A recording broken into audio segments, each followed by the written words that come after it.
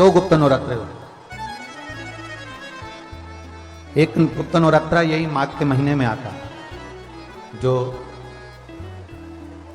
10 तारीख से चालू हुआ, 18 तारीख तक चलेगा। शृंगी ऋषि ने इस गुप्त नवरात्रे का बड़ा वर्णन किया। शृंगी बाबा ने इस गुप्त नवरात्रे के बारे में बहुत कुछ बताया, बहुत।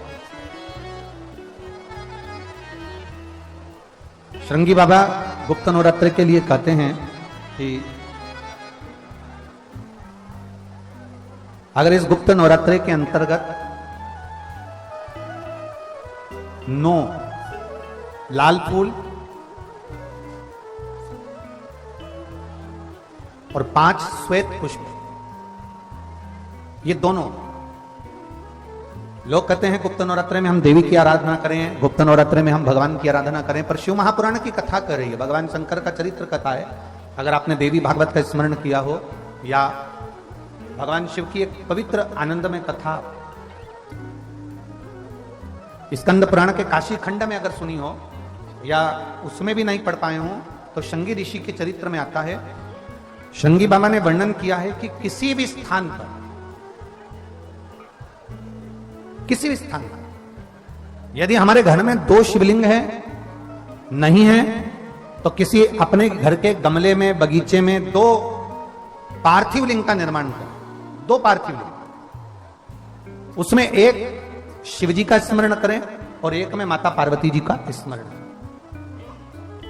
देवादिदेव महादेव के 2 स्वरूप, 2 लिंग प्रकट कर कर, एक पर 9 पुष्प लाल और एक पर श्वेत पुष्प 5 समर्पित करें, बाबा की आराधना करें, घी का दीप लगाएं, पूजन करें और बाद में उन शिवलिंग को, उन पुष्पों को विसर्जन करें।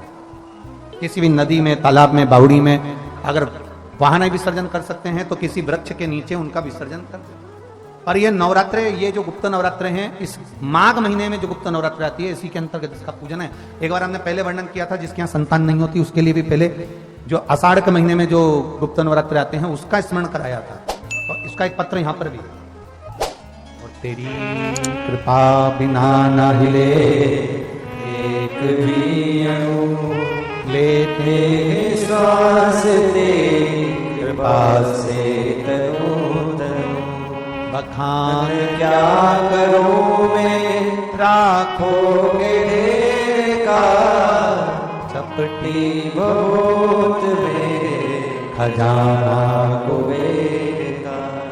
हे गंगाधर मुक्ति द्वार ओमकार तू, भोले ओमकार तू, आयो शरण तिहारी शंभु भारतार।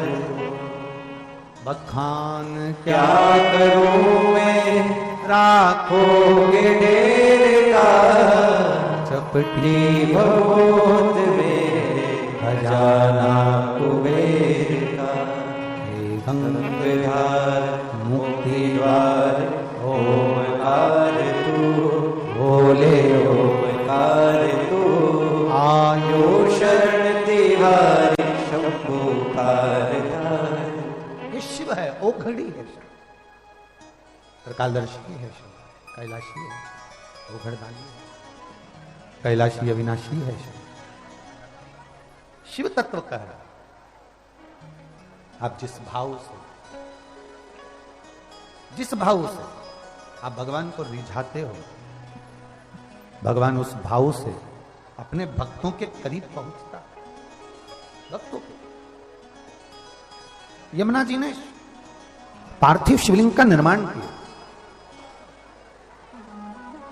केवल चाहे गुप्त नवरात्रे हो, चाहे सर्व नवरात्रे हो, केवल देवी की आराधना कर रहे हैं और सोचें कि हम माता जी की आराधना कर रहे हैं और माता जी हम पर प्रसन्न हो।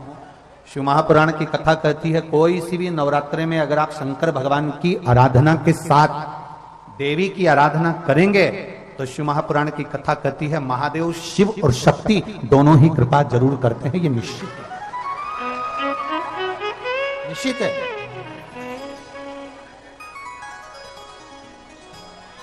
केवल एक शिव की आराधना कर लेना या शक्ति की आराधना कर लेना, शिव और शक्ति की दोनों की आराधना एक साथ। हम शिव और शक्ति की दोनों की आराधना